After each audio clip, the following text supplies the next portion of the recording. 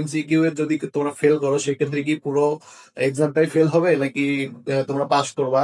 এক্ষেত্রে অনেকে এসএসসি সাবলিশ ব্যাচের শিক্ষার্থীরা তোমাদের আজকে জেনারেল ম্যাথ পরীক্ষা শেষ। তো জেনারেল ম্যাথে হচ্ছে অনেকের এমসিকিউ অনেক বেশি খারাপ হয়েছে। আমি অনেক বোর্ডের হচ্ছে কোশ্চেন দেখলাম, সিকিউ তুলনামূলক ইজি ছিল কিন্তু এমসিকিউ অনেক বেশি হার্ড ছিল। সেক্ষেত্রে এমসিকিউ এর যদি তোমরা ফেল করো সেক্ষেত্রে কি পুরো এক্সামটাই ফেল হবে নাকি তোমরা পাস করবা? এক্ষেত্রে অনেকের কনফিউশন থাকে।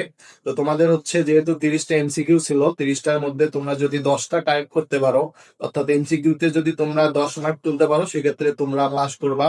এবং সিকিউ তে হচ্ছে 77 মার্কের মধ্যে তোমরা যদি হচ্ছে 23 মার্ক তুলতে পারো সেক্ষেত্রে তোমাদের পাস আসবে।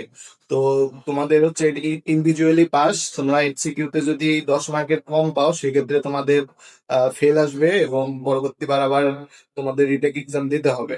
ধন্যবাদ।